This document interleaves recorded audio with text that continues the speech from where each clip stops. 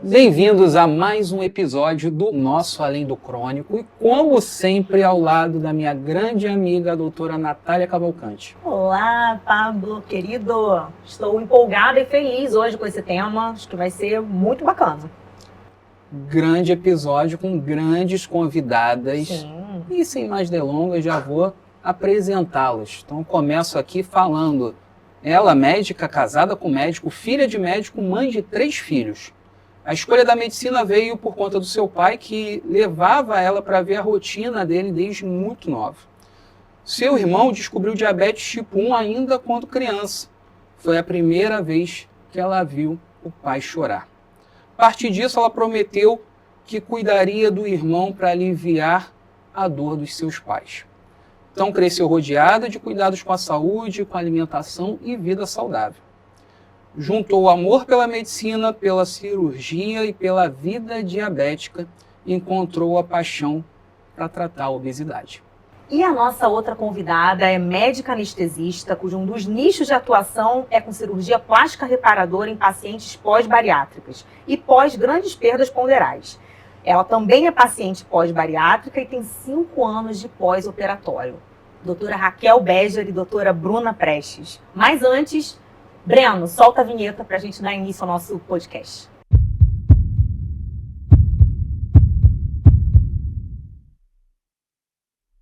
Então sejam muito bem-vindas a essa nossa conversa, tanto a doutora Bruna quanto a doutora Raquel. Quero entender, começando pela doutora Bruna, o que é cirurgia bariátrica? Cirurgia bariátrica já tem anos aí, né, de consolidação. Tiveram diversas modificações ao longo dos anos, né, principalmente nas técnicas, mas basicamente o que a gente tem hoje, né, são poucas técnicas diferenciadas com o mesmo intuito, de melhorar tanto o peso, que consequentemente a gente melhora um monte de comorbidade, né, a obesidade ela vem igual uma árvore de Natal, cheia de penduricalho em volta dela. E o objetivo, hoje a gente nem chama de cirurgia bariátrica, a gente chama de cirurgia metabólica, porque o objetivo principal é melhorar as doenças metabólicas, que são as principais causas, né, e comorbidades associadas à obesidade. Então, existe uma indicação ou contraindicação? Então, quando eu falo de cirurgia bariátrica, eu associo para quem está acima do peso ou aquele paciente que está classificado com essa comorbidade, com obesidade, que para muitos talvez não é considerado uma doença, né?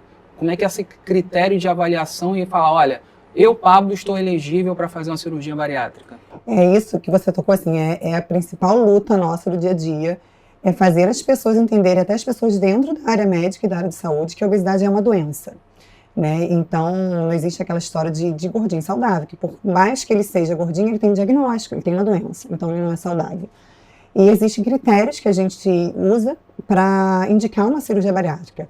Né? Claro que em casos extremos de obesidade, a gente só com peso, com altura, né, que é um cálculo que a gente faz da massa corporal, a gente tem o aval de indicar a cirurgia. Mas às vezes pacientes nem tão obesos, né, com obesidade mais moderada, a gente também consegue indicar a cirurgia de acordo com essas comorbidades que ele apresenta. Entendi. Eu achei muito bacana quando a gente falou com você e você falou, eu tenho uma pessoa para indicar, que é uma amiga minha, que é médica também, e ela vivenciou essa experiência, então ela tem muitas histórias para contar, né, por ter vivido também a cirurgia bariátrica e também vivenciar esse universo, né, doutora? Como que é, assim, para você, esse know-how que você tem, né, de ter vivenciado na pele e hoje conduzir aí esses pacientes? Ao mesmo tempo que eu consigo me colocar na posição, no lugar delas, né, porque é muito difícil você habitar o lugar do outro, você conseguir fazer essa transferência, né? Então, ao mesmo tempo que eu consigo me colocar no lugar delas e eu recebo os pacientes numa expectativa de alcançar um corpo muito desejado e, às vezes, uma expectativa que é fora da realidade, ou uma expectativa que entende-se que elas querem a qualquer custo. E que, com certeza, eu também já vivi isso em algum momento. Então, ao mesmo tempo que eu consigo me colocar no lugar delas, eu também consigo tentar incentivá-las a estar no melhor momento, no caso, para a reparadora, né? Sim. E consigo entender todos os gatilhos que a obesidade nos leva até hoje, mesmo no pós-operatório.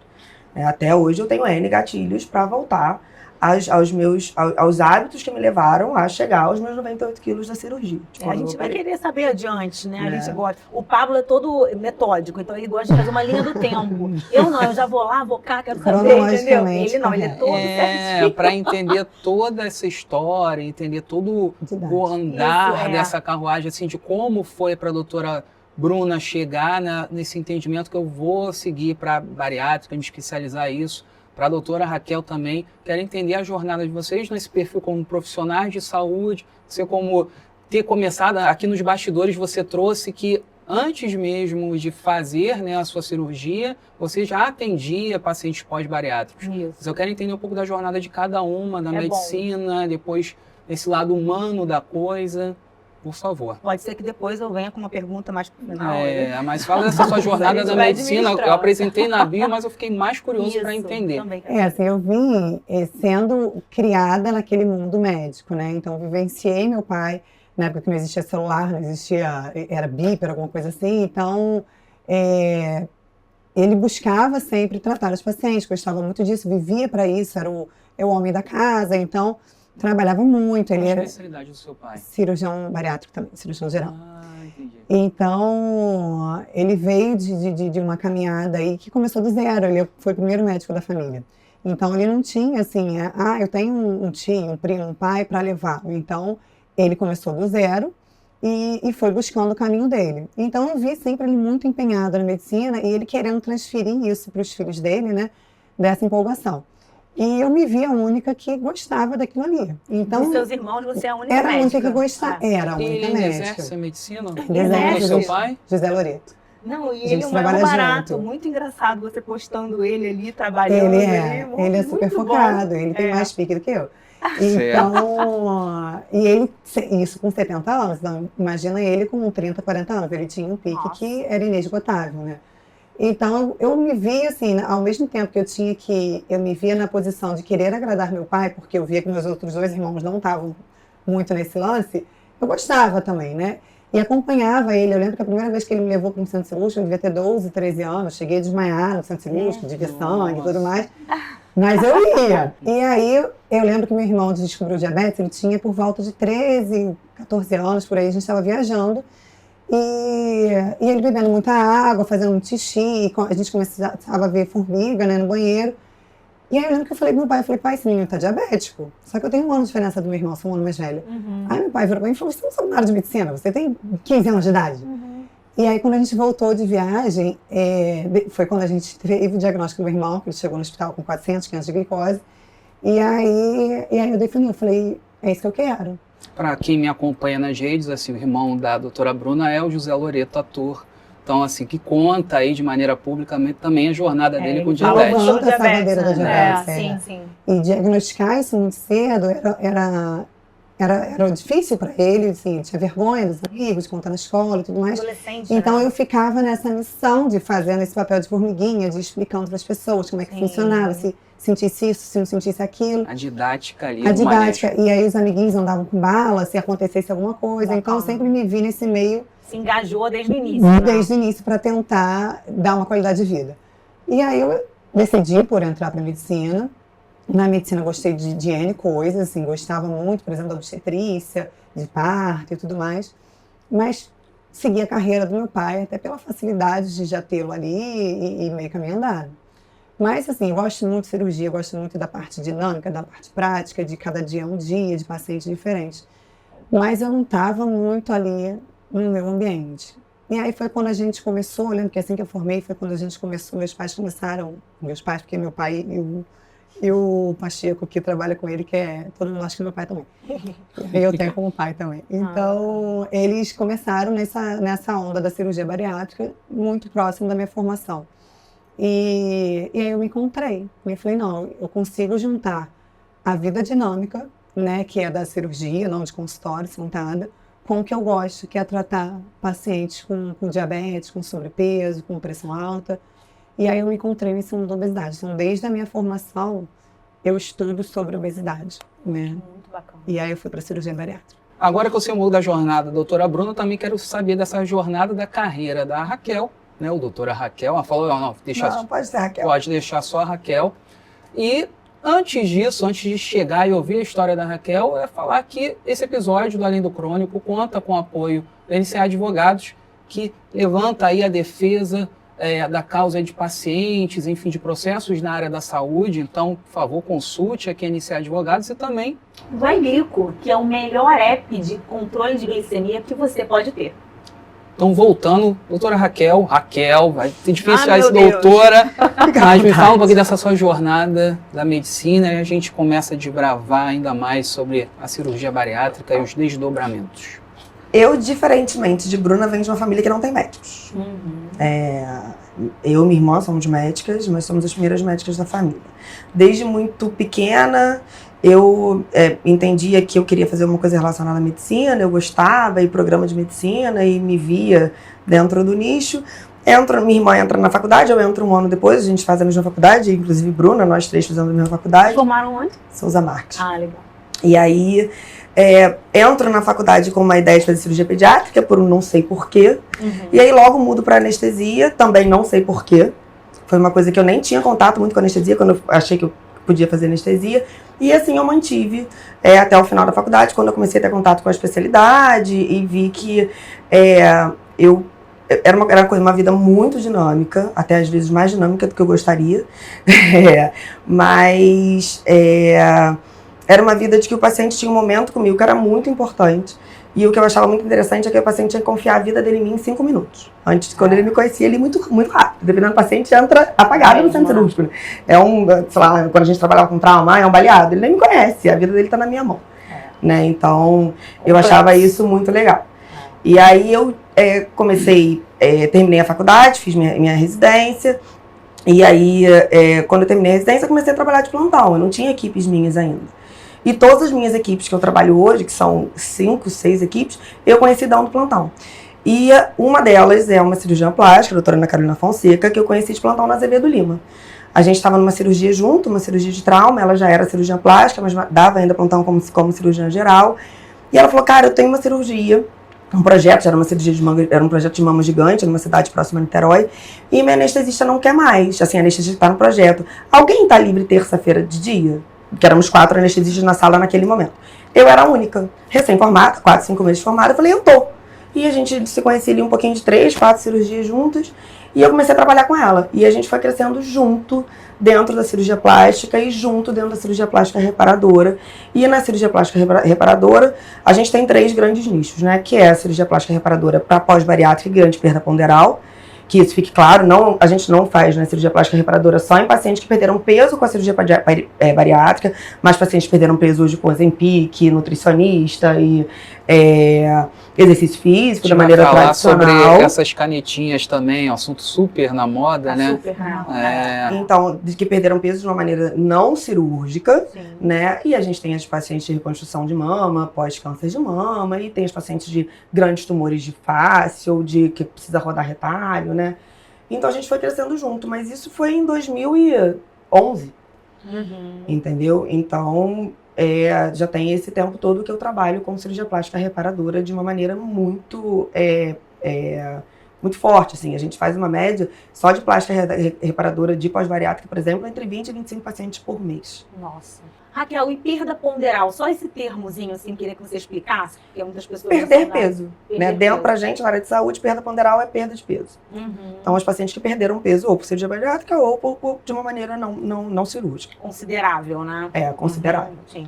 Aproveitando esse ensejo que eu tô com 3 brilhantes mulheres aqui nessa conversa, eu vejo hoje que existe talvez uma religião, ou existe uma coisa do estereótipo do mundo perfeito, do corpo perfeito. E eu quero entender o que chega para vocês no consultório, se a pessoa já chega muito velada com o que se impõe dentro da sociedade, fala, olha, já tentei de tudo e agora é minha última instância a cirurgia bariátrica. Então eu queria entender essa visão desses critérios de elegibilidade, o que esse paciente precisa realmente estar preparado ou não para ser realmente um paciente nesse cenário, levando em consideração que hoje a gente está talvez uma sociedade impondo esse corpo perfeito. De fato tem que ser, doutora? A assim, última... A gente preza sempre pela doença, né, e não pela estética. Com certeza eu recebo inúmeras, principalmente mulheres, né, com queixa de estética. Né? Não que elas não tenham indicação também da cirurgia, mas a gente vê que a questão que levou ela decidir a tomar esse passo e essa decisão pela cirurgia é principalmente a estética, é a rejeição às vezes do marido, às vezes não conseguir comprar uma roupa em loja. Isso aí conta, né? Isso mexe com a autoestima às vezes leva à depressão, então isso é uma bola de neve que a gente também não pode desconsiderar. Né, mas dentro dos critérios, friamente falando, a gente precisa ter um tempo de obesidade com os critérios da sociedade, né, que a gente tem que ter tentado outras alternativas, não cirúrgicas, né, então a gente chama de tratamento clínico de obesidade sem sucesso, pelo menos nos últimos 2 anos. E vivendo isso todo dia, a gente consegue identificar naquele paciente, ali nas entrelinhas, quem já tentou, quem nunca tentou, quem às vezes ganha peso para poder se encaixar ali na cirurgia, porque é a cirurgia mesma. Então, assim, para mim, faz diferença se aquela pessoa está com aquele MC porque ganhou peso para estar ali na minha frente, ou porque é por estética ou não. Mas isso tudo afeta muito o resultado depois da cirurgia. Então, hoje a gente vê muita gente ganhando peso depois da cirurgia, e as principais pessoas que ganham peso depois da cirurgia são as pessoas que não estavam bem preparadas antes da cirurgia. Que é super comum o reganho, né? É muito comum, né? E hoje eu trabalho, assim, eu até digo que eu não sou nem cirurgiã bariátrica, eu trato a obesidade, né? E aí a gente conseguir identificar esses nuances antes da cirurgia é muito importante, talvez não para a gente contraindicar, mas para a gente conseguir fazer uma educação com aquele paciente para ele mesmo se auto-identificar que ele não está no melhor momento. Que assim, você ir num rodízio diariamente para você ganhar peso, porque a consulta é semana que vem, eu tenho que estar pesando X. Então, assim, meu Instagram é uma chuva de mensagens. Doutora, eu peso tanto. Posso operar ou tenho que ganhar peso? Então, se ganhar peso, não tem opção. E aí eu sempre falo para ele, se você voltar aqui com mais peso, eu não venho para cirurgia. Né? Então, procure outro colega, porque eu já sei qual é o seu peso, eu sei que você consegue ter menos do que isso. Então, a gente precisa ter o tempo, né, de carreira para a gente conseguir identificar essas falhas antes da cirurgia. Porque operar é simples. Operar a gente treina e opera. O problema é a gente ter esse resultado que não é bacana depois. Bruna, deixa eu te fazer uma pergunta. Você citou assim, o marido que larga a mulher, então a mulher fica com problema de autoestima. O índice é sempre maior para mulheres, a cirurgia bariátrica? A cirurgia bariátrica, a obesidade é maior em mulheres, né? Isso mundialmente. Né? O percentual de mulheres obesas é maior do que de homens obesos. Até pela composição corporal. A composição corporal da mulher, ela tem um percentual de gordura maior do que do homem, né? Então, naturalmente, a mulher magra, a mulher normal, que é normal, ela tem mais gordura do que o homem com aquele mesmo peso. Sim. E aí a gente vê mundialmente, né? Todo ano é lançado a Atlas Mundial da Obesidade, foi lançado agora no dia 1º de março, é super recente. E o índice de obesidade de mulheres, assim, em todos os países, eles lançam por país. Em todos os países a mulher tem uma obesidade muito mais acentuada que o homem. Então, hoje, basicamente, a gente atende 80% ou até mais só de mulheres. Entendi. E com elas vem muito essa questão assim, de agradar o marido, de ressalvar o casamento. E é engraçado que muitas delas, às vezes, operam para agradar o marido, emagrecem e elas optam por deixar o marido. Então, é uma confusão. Eu falo por experiência própria, assim, minha esposa deve ter um pouco mais de 5 anos que fez a cirurgia bariátrica, ela sempre lutou contra a balança, né, e chegou, enfim, tem todo um preparo, a gente vai falar sobre isso, desde o acompanhamento nutricional, psicológico, né, que a gente está trazendo agora, mas foi um debate muito forte em casa, mas a gente falou, vamos junto, eu vou te acompanhar, né, a gente está antes, durante e depois disso. Mas houve, da minha parte, uma certa... Ela não te largou, né? Não, por favor, tá até hoje, mas há depois uma insegurança do outro lado. Né? Se havia uma questão da autoestima baixa por causa dela, né, na parte dela, depois do meu lado como marido, nessa nova fase, literalmente essa roupagem, trouxe também uma insegurança, né? E assim, foi uma tolice por um momento, mas assim, do outro lado eu comecei a enxergar que era o momento da melhor fase da vida dela. Da saúde, do cuidado, da autoestima, porque eu sentia ali, por mais que ela não externasse, quando ela ia numa loja de roupas, não encontrava o manequim dela, ou alguma situação talvez mais embaraçosa por conta do sobrepeso, isso talvez ela não transparecia, mas era nítido que a incomodava. É numa fotografia. Então, assim, como eu trouxe a questão do estereótipo, mas eu sei que isso para a mulher é um fator marcante, né? Quando você fala de roupa, você fala de estética, né? E hoje eu vejo uma mulher muito acima, muito melhor e muito bem vista. Obviamente a gente respeita e talvez assim existe também a cultura sobre a obesidade e normatizar isso. Né? Mas a gente precisa entender que também uma questão que a obesidade traz inúmeras complicações de saúde. Né?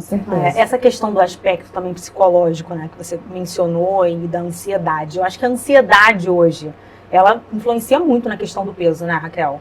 Assim, as pessoas, elas descontam na comida, de fato, né, na alimentação, a forma como elas, né, o comportamento delas, né, com o alimento, enfim. Medicamente falando, a gente fala um pouquinho de mim, por exemplo, essa coisa dessa cultura pelo corpo, dessa busca pelo corpo, né, que o paciente vem, né, ele vai, vamos supor, para a Bruna, esse fluxo acontece muito, opera, tá lá com o peso estabilizado, e aí Bruna fala, não, a paciente quer fazer reparadora, está liberada para fazer reparadora. E essa paciente chega já separada, já com uma expectativa, geralmente, ou se não, às vezes separa depois da reparadora, e com uma expectativa de conseguir aquele corpo que ela vê na revista, que ela vê, é o corpo que ela tá andando na praia e que tem lá a pessoa, né, com o corpo que ela gostaria. Uma das coisas que a gente, na nossa equipe, fez foi todos os pacientes fazem avaliação pré-anestésica da cirurgia.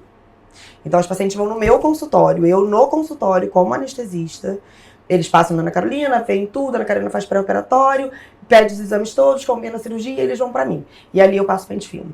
Ferro, ferritina, hemocisteína, vamos ver se você tá no seu melhor momento para operar, porque a cirurgia é muito fácil.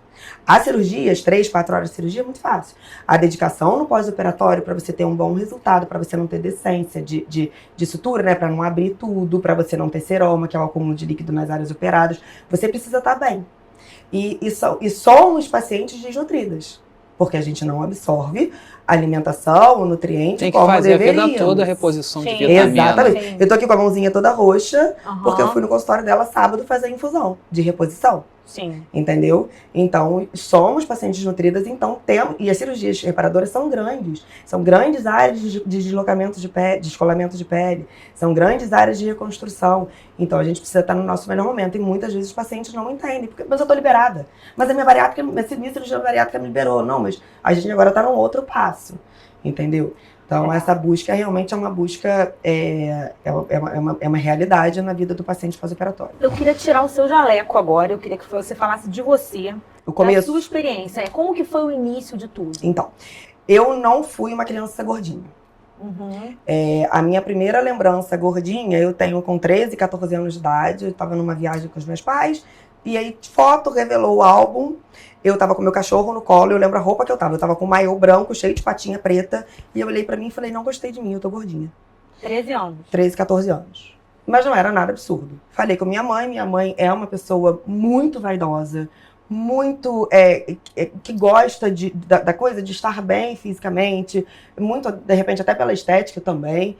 E a minha mãe falou, não tem problema, você quer fazer dieta? Eu te levo no médico. E aí a minha primeira dieta com 13, 14 anos, no endocrinologista, uma dieta tradicional, extremamente restritiva, 2 colheres de sopa de arroz, 2 colheres de sopa de feijão, um bife do tamanho da palma da sua mão, um copo de 200 ml de suco, isso, né, a gente tá falando de mais de 30 anos atrás, quase. Né? Aquele cardápio assustador, né? Exatamente. E eu, dentro dos meus 13 anos, comprometida, eu sou uma pessoa muito focada, me comprometi, e perdi em 2 meses 5 quilos. E consegui manter. E mantive isso durante muitos anos, passei minha vida de faculdade magra. Quando eu entro na residência, eu tenho um grande momento de virada na minha vida. Minha residência era muito puxada, eu trabalhava na residência 60 horas por semana e ainda dava mais 24 horas de plantão fora. Ali, eu começo a me alimentar de maneira muito ruim. Minha alimentação começa a ser feita em loja de conveniência, em posto de gasolina. Minha alimentação começa a ser feita em drive-thru de... É o que der tempo. É o que der tempo. Aí você tá no plantão e é pizza, porque não tem salada. Há 20 anos atrás não tinha salada entregando, não tinha iFood. Era pizza. Então eu comecei a viver isso. E aí eu entro num gatilho que eu faço até hoje. Que cara, eu tô tão cansada, eu trabalhei tanto, eu trabalhei tão direitinho Eu que eu mereço. mereço um chocolate. O eu mereço é Cultura Que do eu merecimento. mereço A esta comida. torta. É. E aí, quando você trabalha muito direitinho e muito todo dia, você merece todo dia. Toda hora você merece. Não só pra comida, compras, Com tudo. com tudo, né?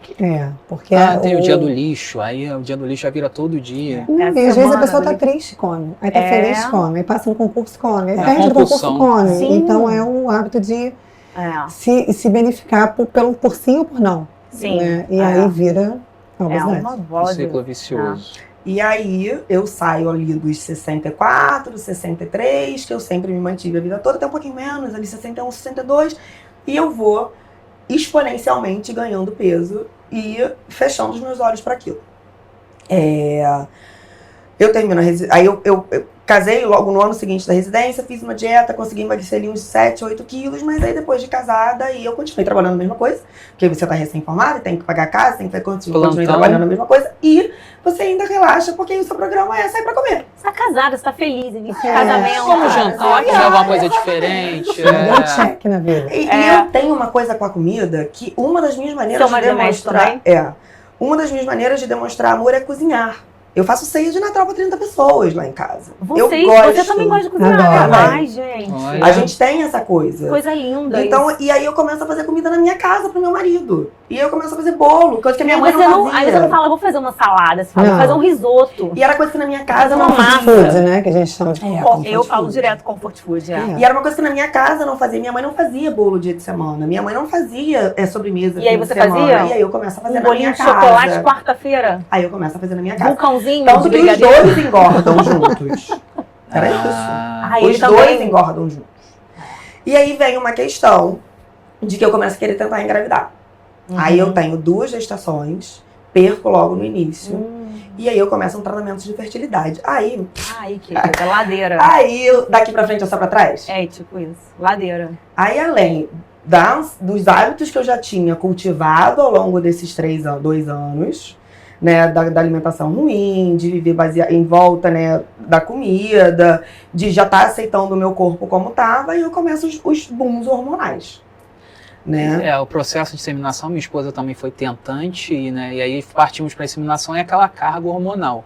E aí eu fiz 2 estímulos, o meu primeiro estímulo não funcionou, eu tive que fazer outro no intervalo de 2 meses. Eu tive que tomar Zoladex antes disso, que é um bloqueador hormonal que eu entrei na menopausa com 30 anos de idade. E aí eu tenho gêmeos que foram concebidos via inseminação, e os gêmeos foram a 3ª tentativa de transferência. Então aí veio isso. E aí os gêmeos nasceram, eu até emagreci um pouquinho, aumentei os 2 exclusivamente, isso me ajudou, mas eu nunca mais consegui baixar ali de 90, 91. A gente está no momento que você não estava cogitando ainda a bariátrica. Não. Tá. E essa coisa de eu ser muito focada, então existia uma cobrança em volta de mim de que, cara, você consegue. Você é muito focada. Você sempre conseguiu. Você sempre conseguiu, você é É. muito focada, você é muito focada. Sim. E aí eu engravido da minha 2ª filha, da minha 3ª filha, na verdade, minha 2ª espontaneamente. Um mês depois de meu pai falecer, numa depressão braba, uma culpa de ter engravidado. Na gravidez dos gêmeos eu fiquei muito enjoada, então eu perdi 8 quilos na gravidez. Então eu só engordei 6, por incrível que pareça. Mas aí na gravidez da Nina eu engordo 12. E aí a Nina nasce e você tem a coisa da maternidade que você deixa de se enxergar, né? E aí eu Para deixei de ser viver a Raquel. maternidade. Eu era mãe de 3, anestesista trabalhando a mesma coisa. Mãe de 3. E aí aquilo começa a me incomodar porque eu começo a ficar machucada. Eu lembro que eu tinha 2 marcas, porque eu nunca aceitei o meu corpo obeso, eu tinha vergonha. Então eu vivia de cinta. E aí eu lembro que eu tinha 2 roxos nas costas, que foi uma das queixas que eu fiz pra ela quando eu cheguei no consultório, não sei se ela vai lembrar. Eu tinha 2 buracos nas costas da cinta, Você passava o dia com a cinta. o dia inteiro. Eu trabalhava 18 horas às vezes. Assim de como aquelas cinta. mulheres de antigamente. De antigamente, usavam aqueles botava vestidos, espartilho. tipo isso. Nossa. E aí, quando a Nina fez 1 ano e meio, um pouquinho mais de 1 ano e meio, eu comecei a pensar, Eu já tinha, aí tomava remédio, emagrecia 4, 5 quilos. E aí seu parava o marido remédio. também nessa jornada de ganho de peso? Não, Nesse ele momento? ele começou a fazer dieta, fazer exercício, Tá. mas... O homem é mais fácil. Mas não sei se é mais fácil, ele tava com outro foco, a gente vai chegar lá. Ah, tá. Eu gosto. Vamos lá. Senta que lá vem história. Aí, já em fevereiro de 2019... 2019? Não. Eu não sei. Quem Eu sabe acho que era você fevereiro de é a data do 19. nascimento. Eu sento, aí eu começo a pensar na bariátrica, até isso, tomava remédio pra emagrecer e emagrecia, mas não tinha ânimo de fazer exercício, porque tava muito pesada, aí eu fiz uma lesão do joelho, e você entra naquele ciclo vicioso de que qualquer caminho que você tenta percorrer não dá mais. Sim. Aí eu tava sentada no chão do quarto com a bebê no meu colo, e eu olhei pra ele e falei assim, eu marquei uma consulta com Bruna, e a gente é muito amiga. Sim. Eu marquei uma consulta com Bruna e eu vou no consultório que eu quero pensar a possibilidade da bariátrica. Ele toma um susto e fala assim, eu não acho que é uma boa escolha. Mas a vida é sua, opção é sua. Eu fui na Bruna 2 dias depois, ela já sabia a história toda, não precisava contar nada pra ela. Me pesa, me mede, eu já tava com resistência insulínica, já tinha uma manchinha aqui. Minha insulina já tava olhando que a minha insulina, a primeira dosagem de insulina que ela me pediu antes da gente definir a cirurgia, tava 14 ou 15. Tava já ali no limiar para um diabetes tipo 2. Total, 14 ou 15 de insulina já. Sim. E a pressão não, mas aí o joelho já ferrado, uma fascite plantar que eu chorava pra andar, dependendo do dia. E aí ela falou, não, tem indicação. Agora, você vai fazer como tem que fazer. Aí eu falei, mas eu vou fazer num tempo recorde. Aí ela me indica pra clínica, me indica pro endócrino e me indica pra psicóloga, que é a salvadora da minha vida. E pra Nutri. E como tá aí todo mundo conhecido, claro que a coisa fica mais fácil. Eu entreguei o pré-operatório pronto pra ela em 30 dias. Eu Mas quero. até a psicóloga também Cara, eu faço terapia desde 12 anos de idade. legal, eu ia falar isso. E aí foi metade do caminho, porque Não, assim, eu com sabia de certeza, tudo. é. Eu sabia das coisas, não significa que eu consigo resolver, não. Não, lógico. Mas ela entendeu que eu consegui, que eu tava ali no encaixe. Ela ligou pra Bruna e falou, cara, vamos e eu vou acompanhar o pós-operatório do Bacana. lado. Eu quero bacana. aproveitar a sua fala, Raquel, porque eu quero entender se você tem uma noção ali, Bruna, de taxa de desistência, porque a gente sabe o que é bariátrica, e eu sei, mas muita gente não sabe a página 2 da cirurgia sim. bariátrica, o pós, não sabe os primeiros 15 dias, o copinho, Nossa. me arrepia só de lembrar. Imagina. As pessoas não sabem o que são os episódios de hipoglicemia, o dumping, né? Então, assim, tem algumas coisas que a página 2 da bariátrica, talvez dentro dessa conversa, desse preparo, existe a desistência, assim, há uma taxa que você consiga calcular? Tem, assim, existe um estudo, que até deve ter 2 anos no máximo, que é bem recente, que é interessante, que ele mostra quantos obesos tem no Brasil, quantos obesos sabem que têm obesidade, que se identificam como obesos, quantos desses obesos, aí você vai diminuindo, quantos desses obesos que já identificaram, já entenderam que têm obesidade, procuram tratamento, quantos desses que procuraram tratamento seguem o tratamento, aí quantos que chegam na cirurgia e quantos que finalmente operam. E aí você pega aquele número enorme de obesos e quantos operam, não passa de 4%. Nossa. Então, a desistência vai indo, né, nos steps. Mas tem muito, assim, eu digo assim, na minha mesa, né, que é onde chega as pessoas que procuram a cirurgia para fatalmente a gente operar, tem uma desistência grande aí, né, ou porque procuraram outros colegas, ou porque tentaram outras alternativas, mas eu sempre friso muito que, assim, a primeira consulta comigo é quase que uma consulta de psicologia, que o povo chora, que é uma beleza. Mas aí eu falo que aqui a gente não está batendo martelo que você vai operar, né? A obesidade, você tem que entender sobre a obesidade. Aí eu sempre dou o exemplo do diabético. Eu falo muito do meu irmão, né? Eu falo, meu irmão, ninguém melhor do que ele sabe tratar a glicose dele. Ele já internou umas 2, 3 vezes para cirurgia de urgência e ele pega a canetinha dele e ele guarda com ele. E aí quando vem aquela enfermeira e fala, tem que botar na geladeira. Ele, não, a minha canetinha não vai para a geladeira, a minha canetinha é o que cuido. E eu falo isso para o obeso, eu falei, você tem que saber cuidar da sua doença. Que o diabético, quando faz exercício físico, se alimenta bem, faz tudo direitinho, é uma dose de insulina. Quando você está viajando, não faz tá fora da rotina, se alimentando de uma forma diferente, é outra dose de insulina. O obeso é a mesma coisa, não é para você se privar da sua vida social, é para você saber calcular. Hoje eu fui numa festa, exagerei, passei dos meus limites, amanhã eu tenho que botar isso na balança. Então eu sempre falo que a primeira consulta é para a gente aprender sobre obesidade, é uma aula de obesidade. E a gente vai passar por diversos profissionais que vão te ensinar cada um pouquinho E quando você voltar, aí você me fala o que você decidiu, né? Porque essa decisão, eu não indico cirurgia para ninguém. A Raquel é uma, não, assim, as pessoas falam, você tá no meio com um monte de gente, tem um gordinho. Sempre tem alguém que fala ali, fala para ele da cirurgia. Eu não falo. Eu acho que isso tem que partir da pessoa. A Raquel é uma que eu convivo desde que eu nasci. Por isso que eu fiz essa intervenção, para entender ali. Partiu dela, entendeu? Ela me ligou um dia e falou, eu quero operar. Eu falei, então vamos no consultório, vamos conversar. E aí eu exponho esse lado. Assim, não é a forma mais fácil de emagrecer, porque não existe forma nenhuma fácil. É um caminho que é difícil e que é tido pelas pessoas assim, você optou pela cirurgia porque é mais fácil. Né? Então tem essa ridicularização que as pessoas ao redor fazem. Você está assim acima do peso porque você quer. Porque você quer. Então antigamente, eu lembro que chegava os pacientes e falavam, eu vim aqui, mas eu vim sozinha porque eu não quero contar para meu pai e minha mãe. E aí eu era contra.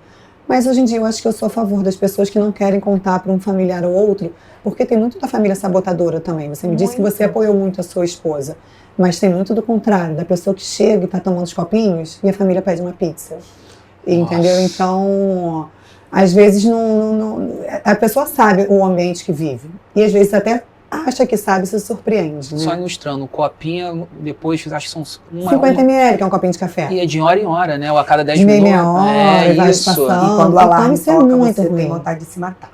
E é caldinho de quê aquilo, gente? Tem várias coisas, tem Gatorade, água de coco, água. E aí o caldo de legume, né, que a minha mãe fazia, minha mãe cozinha, graças a Deus, muito bem. E aí lá dentro dos temperos, o caldo de legume era a hora que eu intercalava, assim, com essas coisas que são muito doces, né? E dieta líquida, E a coisa da dieta líquida, você olha uma cenoura crua, você não pode comer. Você nunca comeu uma cenoura crua assim, mordendo, mas você olha, você não pode comer. É a falta da mastigação.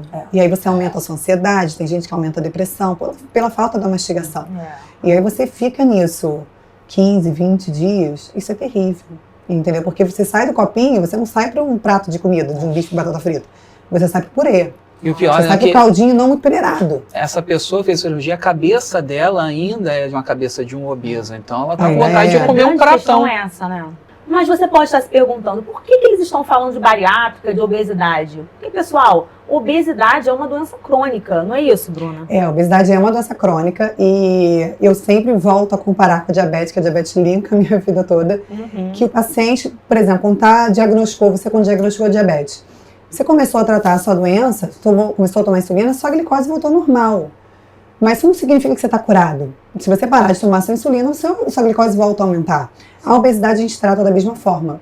Então a obesidade não tem cura. A partir do momento que você entra no IMC da obesidade, você tem a doença da obesidade.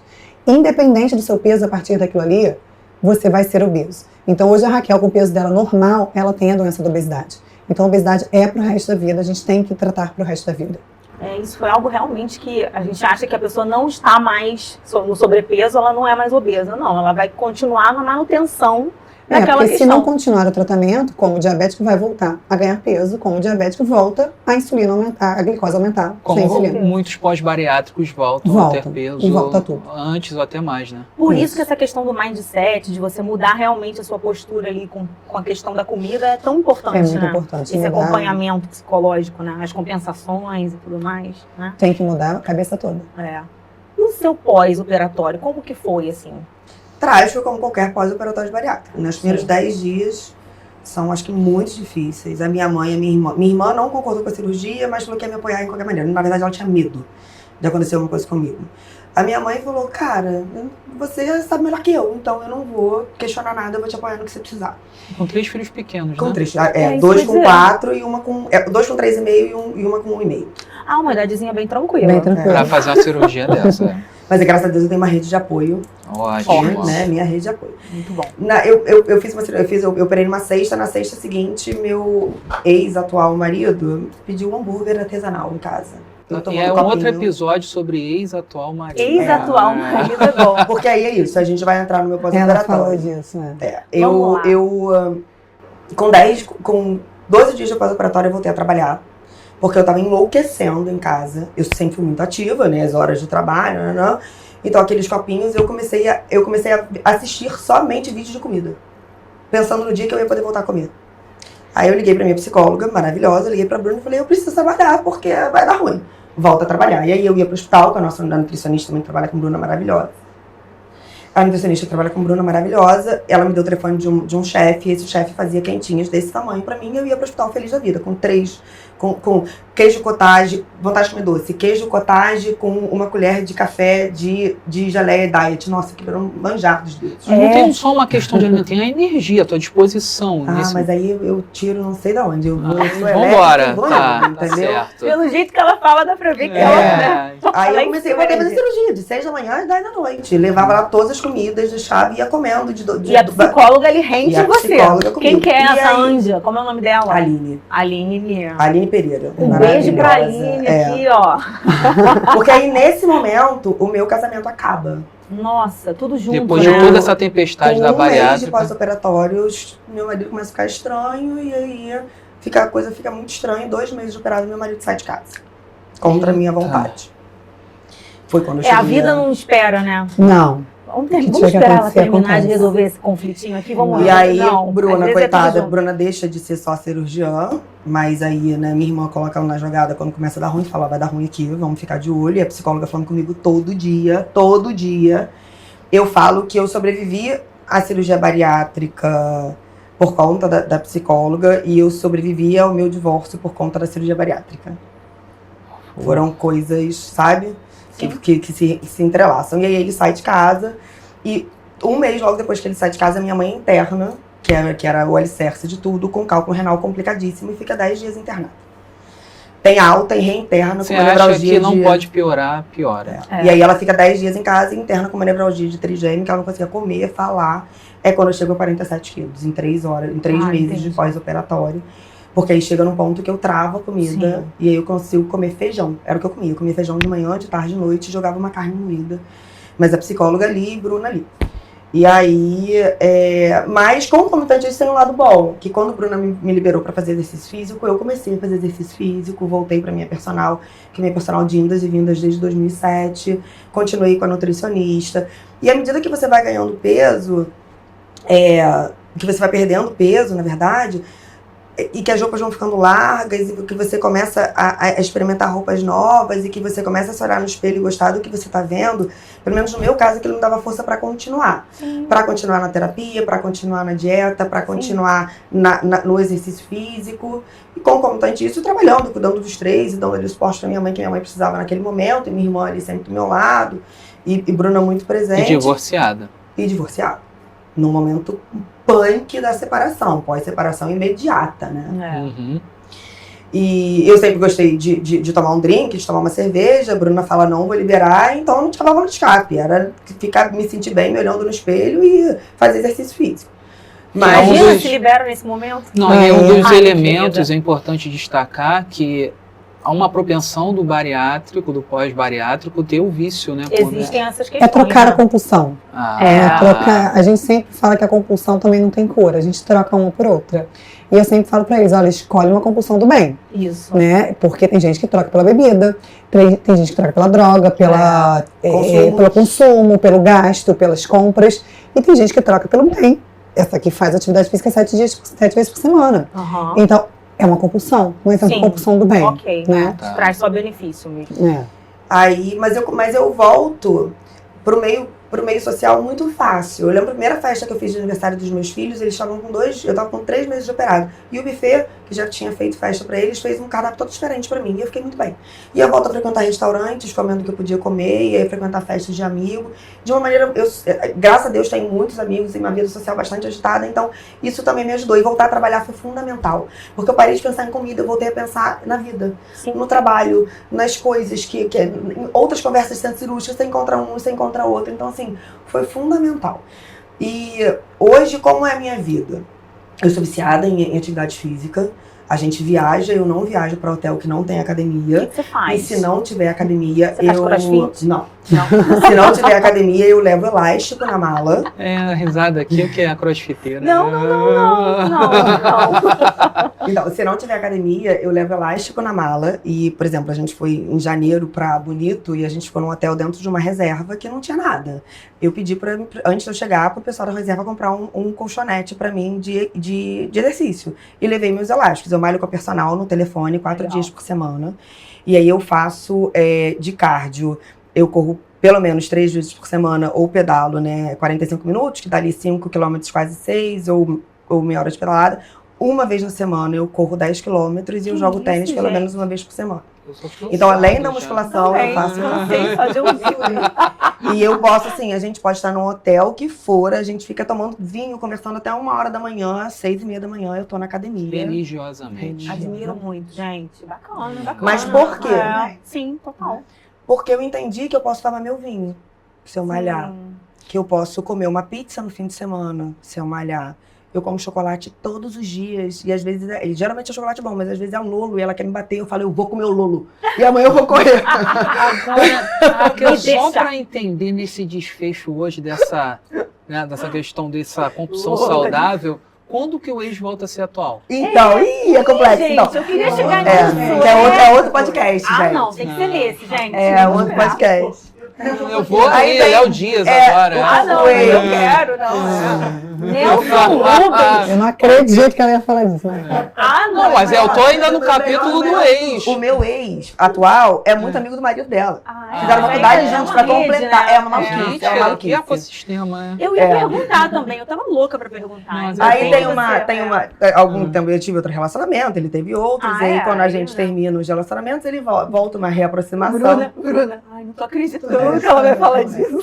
E aí tem uns 3 meses pra cá que efetivamente volta-se a ser atual e as crianças aí estão nesse processo de aceitação, mas aí numa vibe muito diferente, que ele também emagreceu, que ele também faz atividade física todo dia, mas aí da maneira dele. Ele faz atividade física, ele usou caneta para emagrecimento sob prescrição médica, super controlado, ele faz reposição hormonal sob prescrição médica mensal, e ele hoje está num corpo que ele gosta, que ele está feliz, e a gente, inclusive, hoje a gente divide a atividade física. A gente joga toda quarta-feira, religiosamente, a gente joga tênis, sai do tênis e sai para jantar imediatamente. Ai, coisa boa. Entendeu? Então, quando eu vou malhar nos hotéis, a gente vai malhar os dois. Então, isso virou uma maneira de...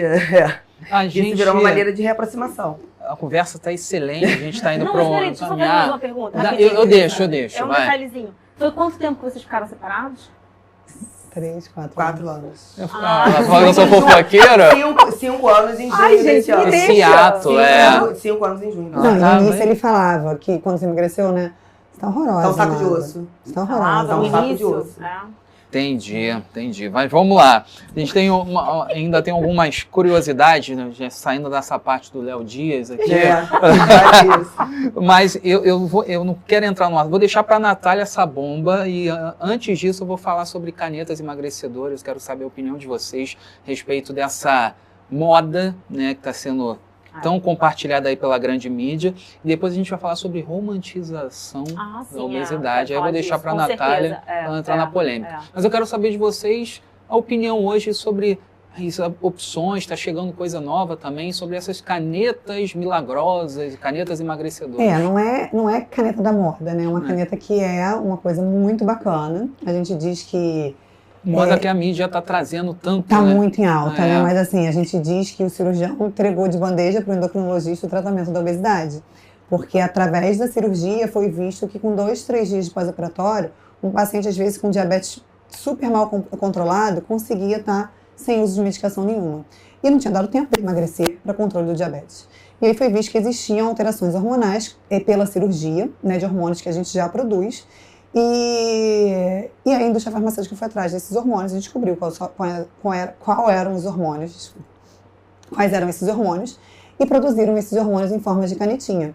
Então são hormônios que a gente produz e que dura 2, 3 minutos no nosso organismo e a indústria farmacêutica coloca um penduricalho nesse hormônio e ele dura 24 horas, às vezes uma semana, depende da canetinha, o que muda é só o tempo de duração.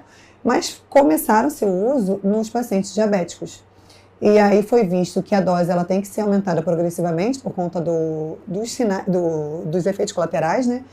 E aí foi visto que com o aumento da dose as pessoas emagreciam. E hoje a gente tem algumas canetinhas dessas que são autorizadas e baseadas em estudos para tratamento da obesidade, que são coisas muito bacanas, né? Só que é um tratamento muito caro. E hoje tem canetas novas, né? Nos Estados Unidos ainda não chegou aqui, com uma série de medicações, não só uma, né, como são as canetas mais usadas aqui, que é uma medicação só. Então, tem medicações que eles juntam 3 em uma caneta só.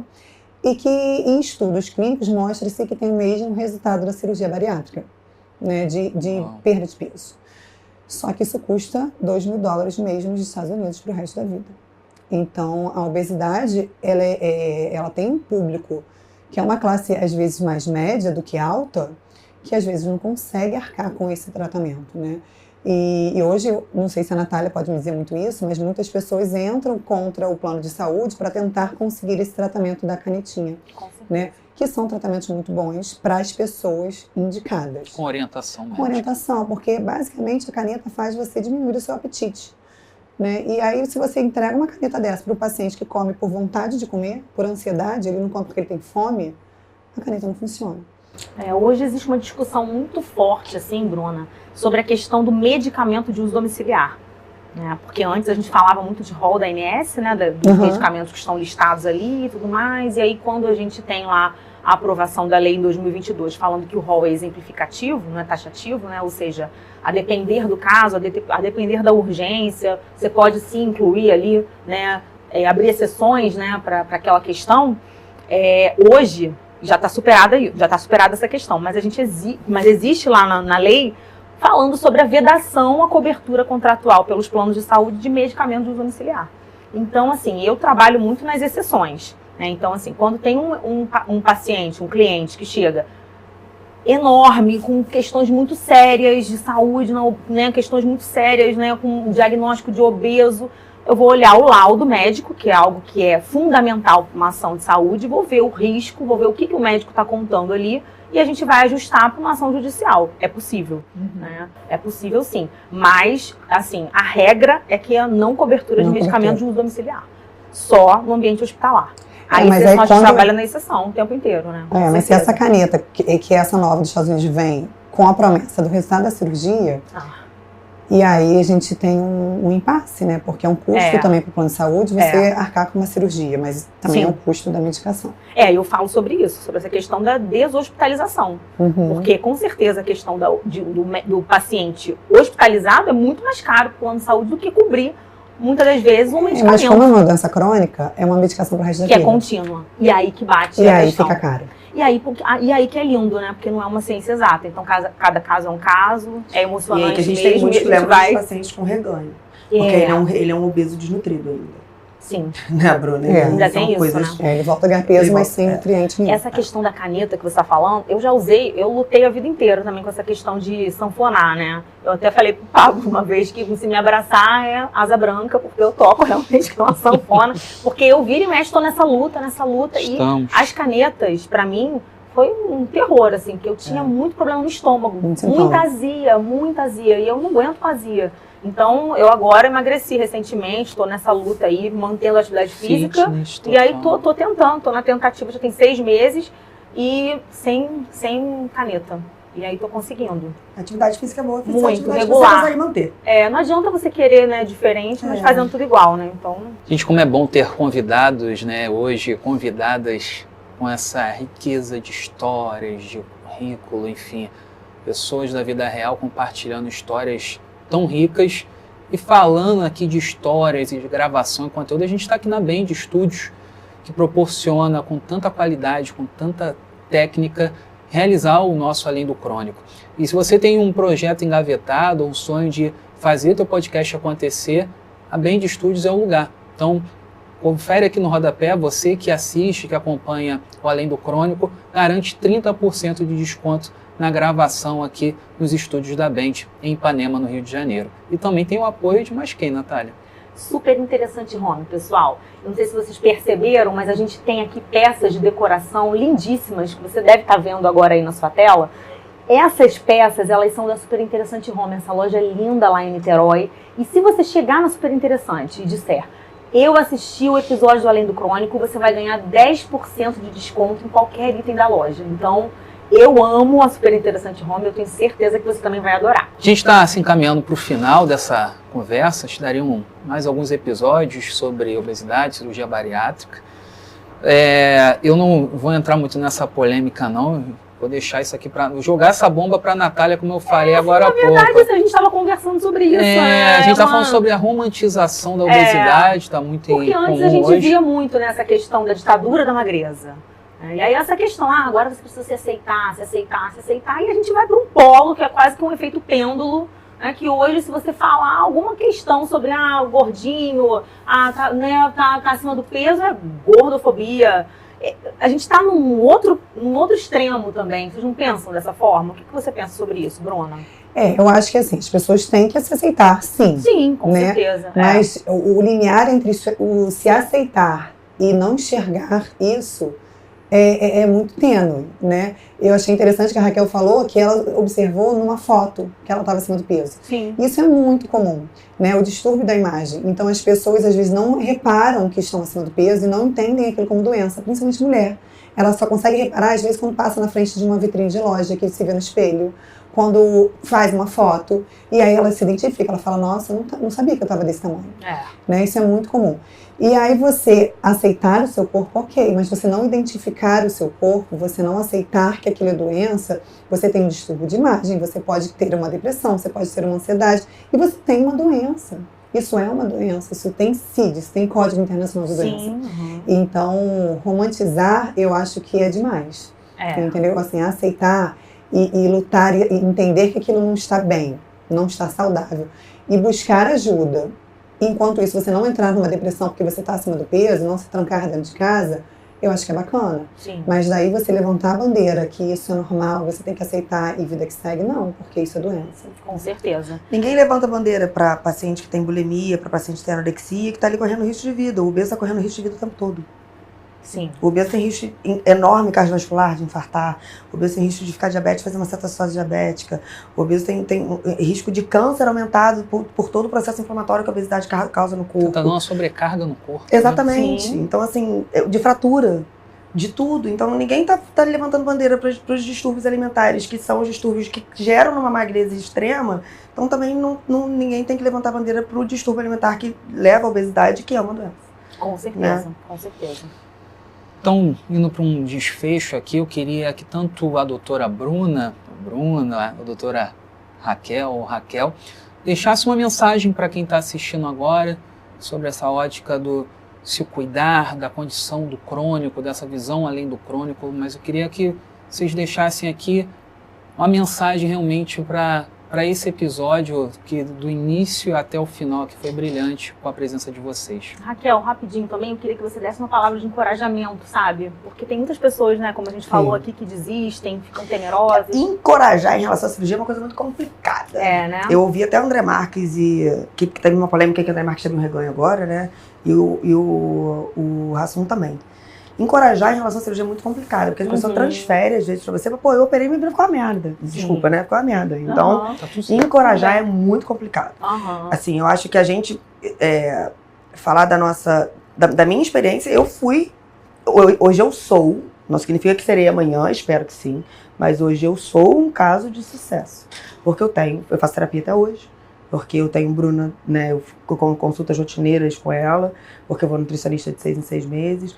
Então, eu me dispus a viver em função disso também. Sim. Além de que eu vivo para o trabalho, vivo para os filhos, eu vivo em função disso também. É manutenção então, disso, se você está disposta a ter mais uma função para você conseguir tentar buscar sempre o melhor que você pode dar para você mesmo, aí eu acho que vale super a pena, entendendo que é um processo.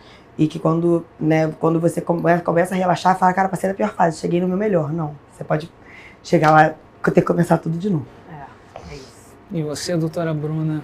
Eu acho que o meu melhor dizer assim, para as pessoas é que obesidade é uma doença crônica, não tem tratamento. Doença que tem diversos tratamentos, canetinha, tem isso, tem aquilo, é porque não tem tratamento nenhum. Mas tem controle, com profissionais sérios, com profissionais que entendem da doença, que infelizmente dentro da medicina ainda tem muita gente que não entende a obesidade como doença, então não trata, porque se um paciente chega no meu consultório com a pressão alta, eu encaminho para o cardiologista. Então por que o paciente obeso, quando chega no consultório de um colega de outra especialidade, não encaminha para quem sabe tratar? Excelente ponto. Então dentro da medicina, ela não é tratada. Então a gente tem que aprender a tratar a obesidade e... Então, eu acho que a minha mensagem é essa: procure profissionais que aceitem a obesidade como doença e que sabem tratar a obesidade. Porque não é fácil nem para quem está tratando e nem para quem é tratado. É isso. Eu queria agradecer a presença de vocês aqui e, mais do que isso, essa humanidade. Mostrar que é isso, né? Igual você falar da sua vida, você abrir suas experiências. Eu acho que a gente precisa realmente rasgar o nosso coração para mostrar que a gente é gente. É gente que sente, né? Que existe uma vida além do crônico. E, assim, eu fiquei muito feliz de ouvir suas histórias. Aprendi aqui sobre Manuel Carlos. algumas... Manuel Carlos. Às vezes Manuel Estamos Carlos. perto aqui, né? Às vezes, Não, exatamente. Bacana a gente demonstrar e mostrar que sim, a gente se supera, a gente escolhe, a gente volta, vai e volta e tá tudo certo, né? Agradecer, Bruna, pela sua generosidade. Você é muito bacana, você vai muito além daquilo ali que a gente vê na internet, muitas das vezes ali, aquela profissional equilibrada, mas ela é tão gente também, né? Muito bom conviver com você, te conhecer mais de perto. Um prazer. E é isso, né, Pablo?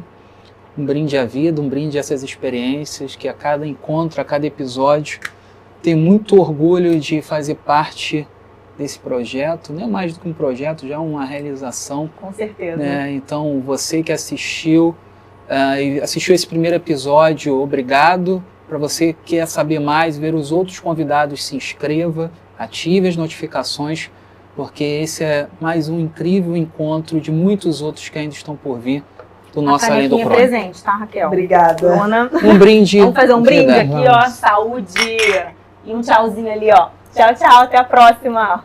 Além do Crônico é uma produção Estúdio Bem de Eventos, apresentado por Natália Cavalcante e Pablo Silva, produção executiva Juliana Vargas, direção Christian Bernard, direção de imagem Breno Cândido, edição Matheus Silva, pós-produção Matheus Silva e Breno Cândido, captação Micael Barbosa e assistência de estúdio O King Bess.